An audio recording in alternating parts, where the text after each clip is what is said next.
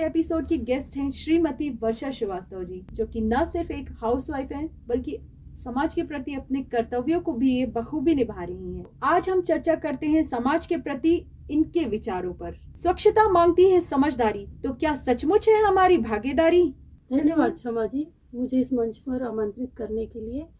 और आपने मुझे स्वयं प्रभा में लिखने के लिए प्रोत्साहित किया, जिसकी वजह से मुझे अपने स्वच्छता के बारे में ही कुछ ज्वलंत समस्याएं नजर आई, जो कि मुझे हर दिन उसका सामना करना पड़ता है जी। सवेरे हम निकलते हैं, सोचते हैं कि चलो अपने आसपास के वातावरण में एक अच्छी वॉकिंग करने के लिए, फिटनेस के लिए। जी बिल्कुल, टहलने के लिए निकलते हैं फिटनेस के लिए, कि लगता है चलो ताज़ी हवा खा के आते हैं, कुछ अपने स्वास्थ्य के लिए करते हैं, पर और सोचते हैं हमारा मन हमारा दिमाग तरोताज़ा रहे, पर ऐसा कुछ नहीं होता। वहाँ रास्ते में जाओ तो आसपास के वातावरण में इतनी गंदगी, और लोगों को खुली सड़क के किनारे में शौच करते देखते हैं, जी बिल्कुल जी।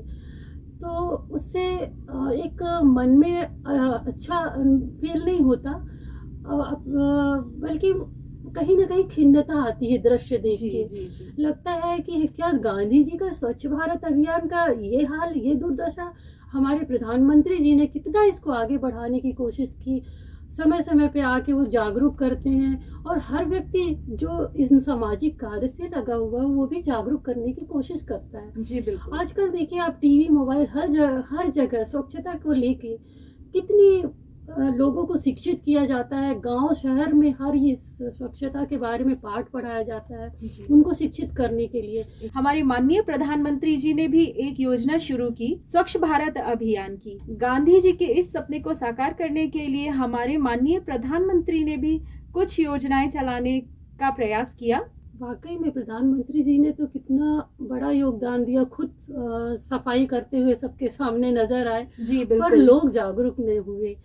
हाँ, काफी हद तक हुई है, जागरूकता आई है, पर अभी उतनी नहीं आई है जितनी आनी चाहिए।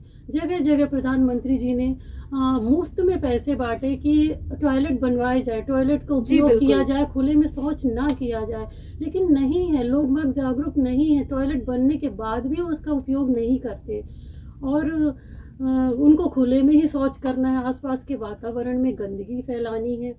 अब देखिए ना, अपने नदी के आसपास ही देखिए जी, अपने शासन के द्वारा टॉयलेट बनवाए गए हैं, वो ऐसे ही सड़ते हुए पड़े हैं, दरवाजे टूट रहे हैं, कमोड में उनके पत्थर भर दिए जाते हैं, कचरा भरा हुआ, लेकिन कोई उसका इस्तेमाल नहीं करता।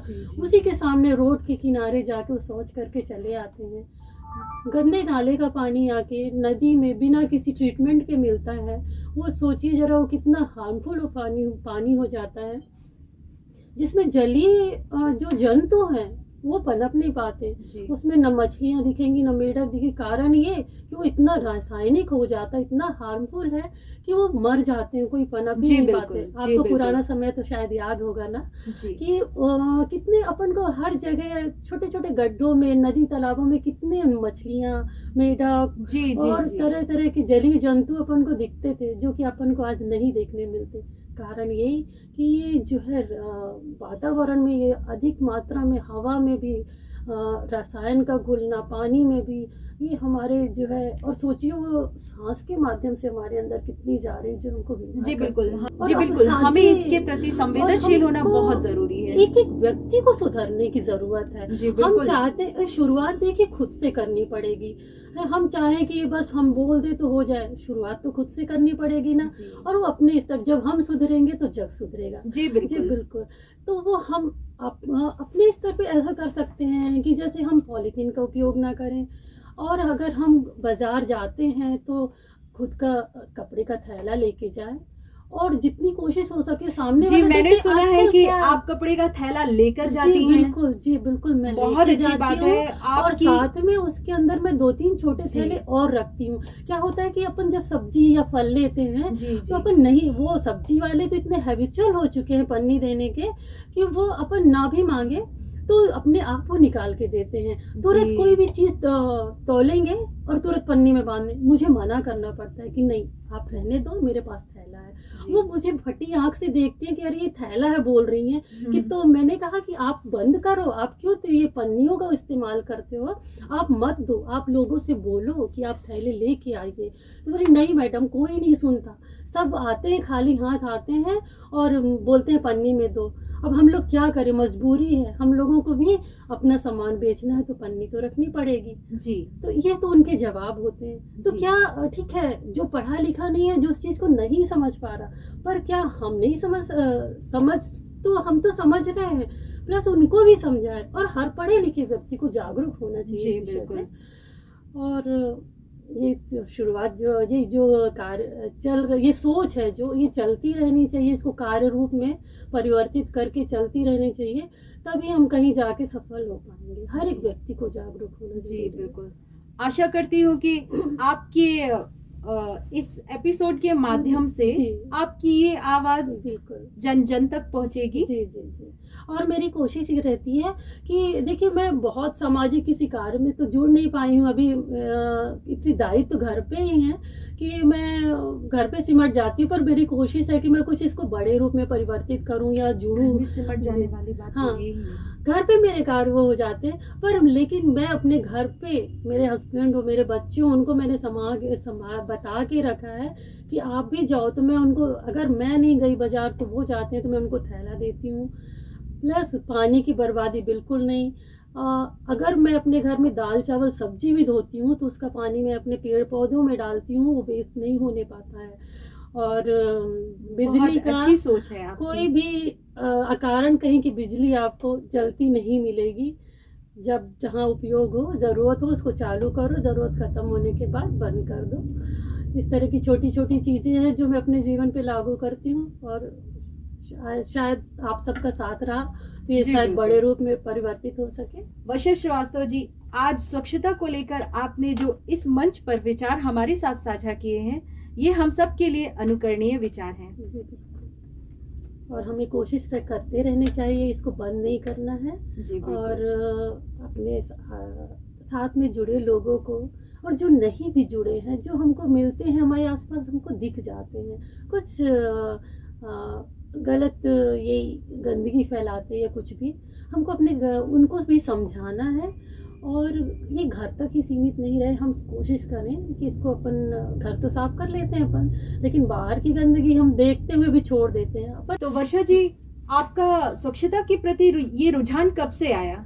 जी, आपने बहुत अच्छा प्रश्न किया। और ये रुझान, ये स्वच्छता मैंने बचपन से देखी है। मैंने अपने घर में दादी नानी लोगों को देखा है, घर को इतना साफ सुथरा करना, चमकाना।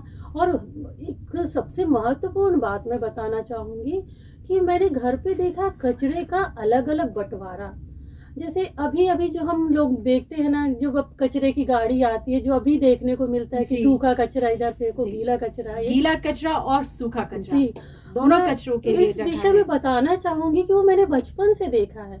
जो अपन के घर में खाना छूटता था और फल सब्जी के छिलके निकलते थे, वो अपने यहाँ घर में जो अपन मवेशी पालते, गाय बैल वगैरह, उनको वो अलग कर दिया जाता था। वो हमारे घर में जो पालतू जानवर होते थे, गाय बैल लोग को, वो खिलाया जाता था। जी, बिल्कुल। और जो घरेलू कचरा हुआ, जो अखाद्य है, उसको एक हमारे घर के बाहर बाड़ी होती थी बड़ी सी, वहां पे उसको डाल दिया जाता था, जो अखाद्य चीजें हुई। और वो जब सड़ सड़ के फिर वो भी एक अच्छा खाद बनता था, और जो बाद में हमारे खेती के काम आता था। जी। घर में सब्जियां फल लगते थे, उसमें डालते थे, तो एक बहुत अच्छा फर्टिलाइज का काम करता था। तो ये चीज़ स्वच्छता तो मैंने बचपन से देखी है। मुझे अब जो अब बता रहे हैं वो मैंने बचपन से सीखा है, और वो मैं तब से मेरी ये चली आ रही कंटिन्यू है। जी। बहुत अच्छा लगा स्वच्छता के बारे में आपकी ये विचार जानकर, और आशा करती हूँ कि हम सभी फॉलो करेंगे इनके इन विचारों को। जी बिल्कुल फॉलो, सब लोग मानेंगे तभी तो अपन इस कार्य को एक अलग गति दे पाएंगे। जी। और प्रधानमंत्री जी का सपना साकार हो पाएगा। और प्रधानमंत्री जी के सपने के साथ सोचिए, जब हमारा घर स्वच्छ होता है तो देखिए हमको कितना अच्छा लगता है। जब अपना घर साफ सुथरा कर लेते हैं तो एक अपने मन में एक अलग ही खुशी और ताजगी महसूस होती है। जी, और वही बिल्कुल। और वहीं पर देखिए अगर वो गंदा घर पड़ा होता अस्त व्यस्त तो कितना खराब लगता है। और सोचिए अपना पूरा देश अगर गंदा हो तो कितना बुरा असर पड़ता है। बिल्कुल तो ये बिल्कुल। अपन को एक एक व्यक्ति को करना है और ये बहुत जरूरी है। तो वर्षा जी, स्वच्छता को लेकर आप आम जनता से क्या अपील करना चाहेंगी? जी बिल्कुल, हम भी आम ही हैं जी और बिल्कुल। आम से ही आदमी खास बनता है। जी तो बस हर व्यक्ति खास बन जाए, मैं तो यही चाहती हूँ कि शुरुआत हम खुद से करते हैं। और जो बातें मैंने बताई हैं और ऐसी बहुत सारी चीज़ें जो हम नहीं भी जानते हैं, तो बस मैं यही हर एक व्यक्ति से यही अपील करना चाहूँगी कि आप भी जो हमारे अपने आसपास के वातावरण, घर के साथ साथ अपने आसपास के वातावरण को साफ सुथरा रखें और पन्नियों का दुरुपयोग बंद कर दीजिए, कोशिश कीजिए थैले का उपयोग करिए। जो खाद्य वाली चीज़ें हैं वो आप अपने जानवरों को खिला सकते हैं, नहीं तो आजकल तो बहुत अच्छा हो गया है कि आप ये जो अपने फल और सब्जी के छिलके निकलते हैं, आप इससे एक बहुत अच्छा खाद घर पे तैयार कर सकते हैं। बिल्कुल बिल्कुल। और वो सोचिए जो वो अपने स्वास्थ्य के लिए कितना लाभदायक है। आप देखिए पुराने समय में हमारे घर में ऐसे ही खाद बनता था, गाय के गोबर और सब्जी फल के छिलके हो गए, इनको अपने घर के बाहर एक घूरा होता था जिसमें गड्ढा सब होता था, नाम सुना होगा आपने, घूरे में वो कचरा डाला जाता था। गाँव में शायद अब भी होता है अभी वो होता है, बिल्कुल घूरा। बिल्कुल आते हैं उसको, जी। उसी को वर्मी कंपोस्ट बोलते हैं। तो जो एक बहुत अच्छा खाद होता है और जो हमारे स्वास्थ्य के लिए भी अच्छा होता है। सोचिए हम रासायनिक खाद चीज़ें खा खा के कितने बीमार पड़ते जा जी रहे हैं। बिल्कुल बिल्कुल। तरह तरह की बीमारियों का घर हमारा शरीर बनता जा रहा है, उसके पीछे वजह यही है कि हमारा अधिक मात्रा में रासायनिक चीज़ों का उपयोग करना। बिल्कुल आज हम पूरी तरह से उन चीज़ों में डिपेंड हो गए, हमारी ज़मीन बंजर होती जा रही है। कारण यही कि वो अपनी उर्वरकता खो दी है, वो बिना रासायनिक खाद के वो एक दाना नहीं उपजा पा रही जी है। बिल्कुल और अगर अपनी ज़मीन को फिर से उपजाऊ बनाना होगा, उपजाऊ बनाना है, तो हमें इन रासायनिक चीज़ों का बहिष्कार करके बिल्कुल। अपनी प्राकृतिक चीज़ों और जो है नेचुरल खाद की तरफ बढ़ना होगा। जी बिल्कुल। जी, तो मैं यही अपील करती हूँ सबसे कि इन सब चीज़ों को आप लोग भी अपने जीवन में लागू करें और जब छोटी-छोटी शुरुआत होगी तो बड़ा रूप लेते उसको समझ